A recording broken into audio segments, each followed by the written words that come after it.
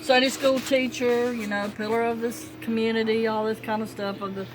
And her son, I can't remember if it was Melvin or Marvin, one of them, whichever one was the oldest. Now Roger was the oldest, but then the younger brothers was 15 and 13 or 14 and 12, something like that. And one of them started getting real sick, and he died. Well, in the next year, the other brother got sick, Wow. and he died. Wow. Well, then Jeanette and Roger got out of high school and got married, and within a year or so, they had a little boy named Ronnie. They named him Ronnie, and he started getting sick. He wasn't even, you know, he was just a tiny new baby, and he was around maybe 5 or 6 weeks old.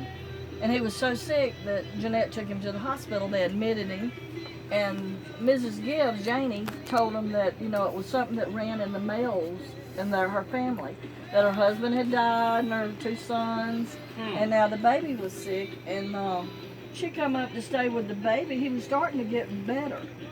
And Jeanette, her mother-in-law, came to stay with them in the hospital. This happened in Cordell, right down the road.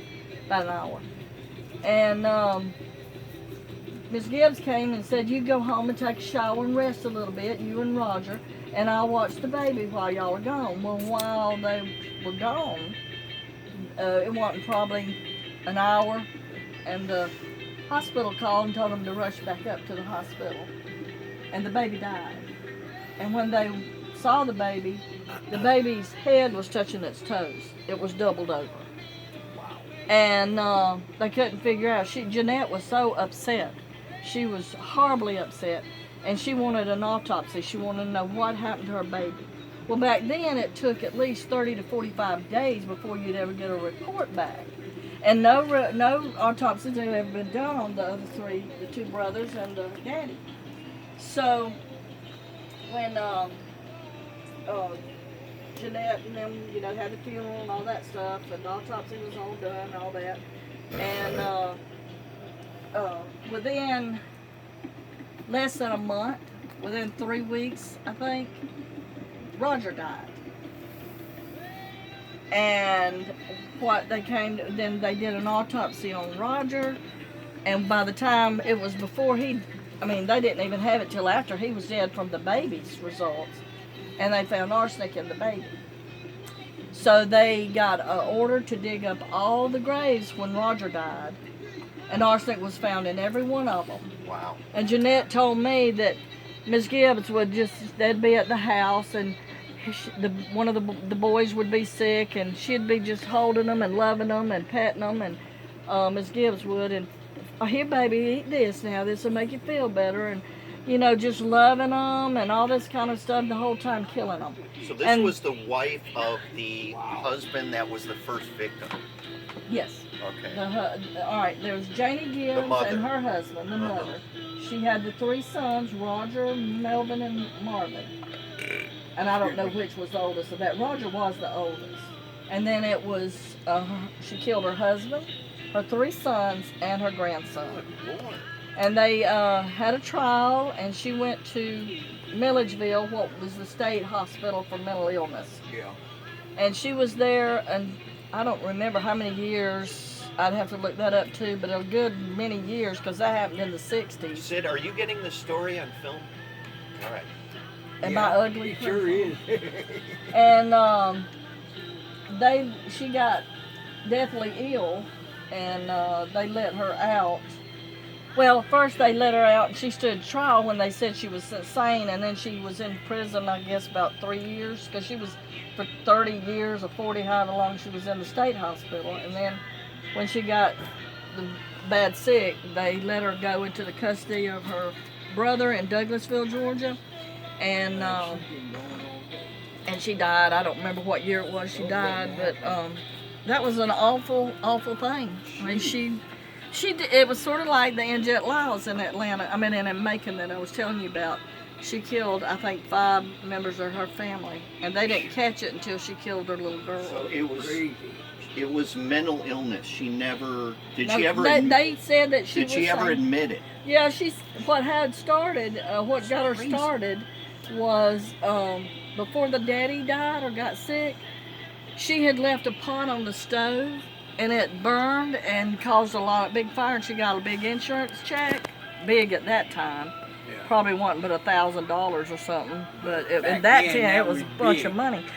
And from that, she just got life insurance policies on all of the others. Oh. And then when they never took that money back from her, and she gave it to her brother, and he kept it in an account for her all those years. So there was a reason behind her crime. But she'd go to church and teach Sunday school and love on them kids and all this stuff, and the whole I mean, time. people do that to their spouses. That's not uncommon, but you don't hear about parents doing that to their kids. That's really crazy. Well, she became my sister-in-law. Jeanette did. Really? And it bothered her. She married my husband's brother about 4 months after. Well, Roger died in October, and she married Jackie in January. But she, it did some. That was the girl that had the baby that was killed. And she Right. became my sister-in-law when she married. Well, when I married her brother-in-law, Maurice. And anyway, you can go to the graves where they were dug up. It's down We there should in go around, since we're both true crime buffs. We should do a little video or a tour Yeah. of that, because I'd love to see those axe murder graves. And They're in Macon, but the boy that they hung down here, he was buried in Hawkinsville, in a cemetery in Hawkinsville. And also, not too many years ago, I'd say within the last 8 to 10 years, a researcher did some study back in all the archives from the Civil War and when all things were happening during that time. And there was three men that was deserters, and they were killing people in different places and robbing them. And they really believed that boy did not. He kept saying he did not do it, but he got out when he heard all the commotion going on and the screaming, and it terrified him. And he had run to the neighbor's house or the sharecropper's house to get help, and they accused him of killing him. Yeah, so and what- they had absolutely no evidence that that boy did so it. you don't think he did it? I do not. Based on what I read in that story, Is that the this- consensus of like the local people? I or- do not know now. I haven't talked to any of them, but those are two true stories. Hmm. And my sister-in-law, she's still kind of nuts. It really did. It did really affected her. All her married life. Her and Jackie had a stormy marriage, and anything. She was very protective of her and Jackie's 2 children because of that one dead child. And it was just some rough going for her, but she survived. And So how big of a story was that? it was pretty. Just a local story, or did that make state news? I'm sure it did. It's state. You can Google it. You can find it. I'll see if I can look it up. And Janie Gibbs is listed in some of the crime books of the most notorious serial killers, because that's exactly what she was. I think she's buried up in Douglas County. I thought it was Douglasville, but that might be right. Douglasville, Douglas County. 'Cause Black Widow. I did, Janie yeah. Gibbs. American serial killer. There's a picture of her. Anyway, there you Here go. she is showing her little boys that she killed. Let me see what she looks like. Call her and find out if she's all right. Gary's all right. That's the 2 of them. Well, and that looks like Jeanette and Roger Guys right came back Wasn't there. here? an unattractive woman. Let's see.